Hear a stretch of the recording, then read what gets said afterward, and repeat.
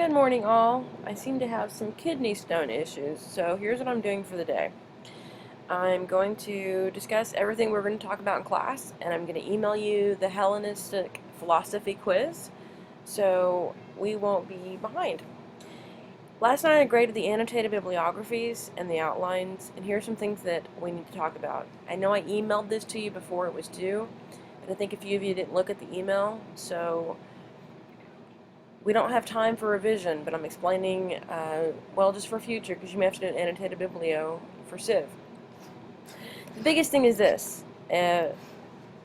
For an annotated bibliography, your MLA has to be perfect. It has to be absolutely perfect. So if you missed any of that, if the spacing was off, or if you left out some information, it impacts your grade. So it has to be double-spaced, it's got to be alphabetized, you have to have all the information.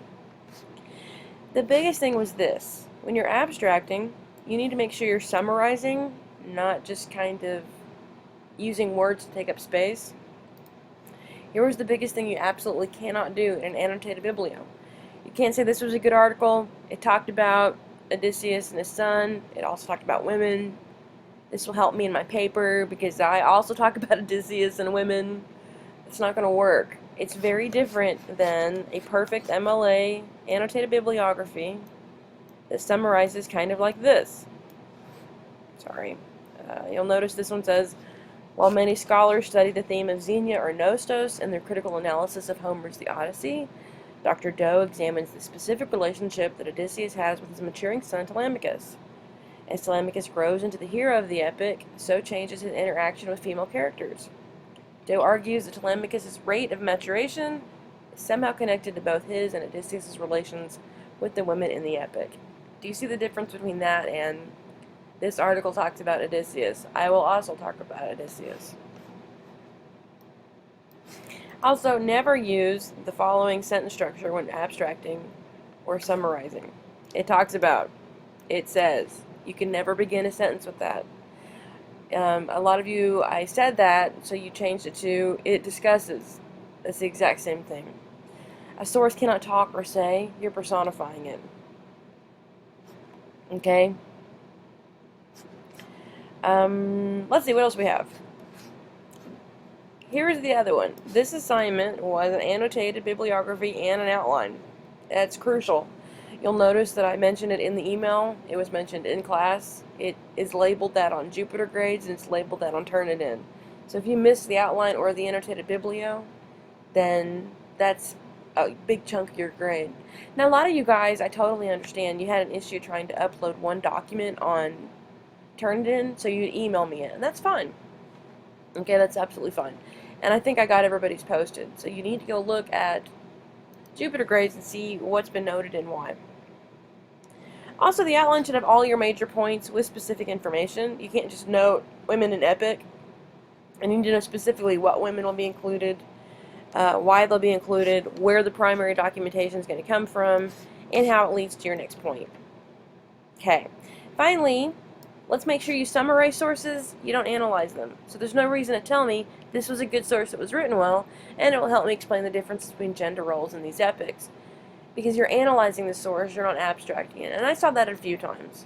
So please make sure that you're providing an abstract to the point that, well, it's the same reason why you look at abstracts. So when you're finding articles where you're about to use in your paper, you look at the abstract to see if it's something that you can utilize in your paper. You don't need to see the author analyzing it in terms of their own work. You need to see if you can see the summary so you can utilize it in your work. Make sense? Okay. I think that's all we had for the annotated biblio. I did want to look, one of the other things that I wanted to do today was just look at a really good paper for you to see. I'm just going to look at one page of it. I can't upload it onto Jupiter Grades called Research Paper Model for you to look at. I think this was a really good paper. This came from my 930 class. A student compared the Odyssey with the Lord of the Rings. I thought that was quite brilliant, actually. And the essay's really good. You'll notice she's got an introduction. All genres of literature contain heroes. As Howard Clark puts it in The Art of the Odyssey, in fantasy stories, the hero puts himself and his all-too-human resources, his wit, his courage, and his skill and cunning against the monster and the dragon and their weapons of power and magic. One very popular hero of fantasy literature is Odysseus, the renowned war hero trying to reach his home in Homer's The Odyssey. Another popular literary hero is Aragorn, who is destined the king of Gondor in Tolkien's The Lord of the Rings. When one looks closely at these two heroes, it is clear that Aragorn and Odysseus are very similar in terms of their journeys, destinations, and characters. But Aragorn possesses a humble, steadfast spirit that Odysseus needs. This is perfect. I've got a great introduction. I might put my quotation mark on the inside of here, but I got a great introduction. I've already utilized a scholarly source. I've got a very clear thesis statement where I'm comparing two works, and I'm telling my reader specifically this is all I'm going to talk about. So then, her next paragraph, she begins talking about the very things that her thesis introduced. She said she was going to talk about journeys, destination, and characters.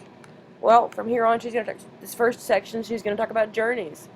You'll notice she's also added another element to her thesis statement where she's comparing the two works, but in the end, she has concluded that Odysseus is lacking. So she's going to do a comparison with each one of these points, and then she's going to say at the end, and here's why Aragorn is superior.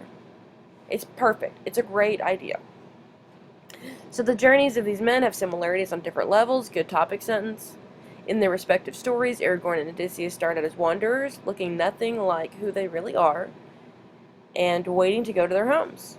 When the hobbits first meet Aragorn in Fellowship of the Ring, Aragorn looks nothing like the long-awaited king of Gondor, but he is, and then she's got a very nice block quote explaining what it looks like. In comparison, when we first meet Odysseus in the Odyssey, the great war hero is stranded on the island of the goddess Calypso. He's been there so long that he would be found sitting on the shore, staring out to the sea with hollow, salt-rimmed eyes. This is a perfect integration of quoted material. She's introduced what she's going to talk about. She quotes it beautiful and integrates it. And then she analyzes what she just said with one sentence. These pictures are not how one would normally picture a high king and warrior to appear. I'd probably delete that. But she's perfect. It's a perfect quote sandwich. She gives me introduction, integrates it, analyzes it. These moments in the hero's life serve as a starting point. Concerning Aragorn's time as the ranger, Janet Croft said in, and then you'll notice she gives me quoted material. So you can tell from her thesis statement that the rest of this paper is going to cover in just that order. We're going to talk about journeys, destinations, characters, and that each time, with every point, she goes back here and talked about how Aragorn is a better person, about who he's superior. Beautiful essay. It's 6 pages long, right at 6 pages. That's where her essay ends, and then this works cited page is a thing of beauty. It's absolutely perfect. That's what you're looking for when you're writing your research paper, guys. Okay? So here's what's going on Wednesday. You've got a rough draft due in class.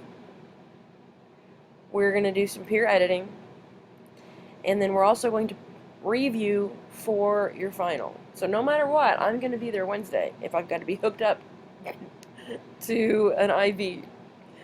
Here's what I need you to do to prepare for Wednesday, okay? Make sure you have a rough draft that is a close approximation of what you're going to turn in. That way your peers can look at it, and we'll have time for me to look at it possibly, okay? Because this is all we're doing in class on Wednesday. This is it. We're wrapping up the entire semester. And make sure you've gone through that study guide and you have tried to answer every possible question so that if there are any holes, you can ask me then, okay? Friday is our final test in class. It's worth 180 points. This is a chance to really shine, okay? Alright, I'm going to post this video along with the quiz. You guys got lucky, you get your quiz emailed to you. Please make sure you email the quiz back to me before Wednesday.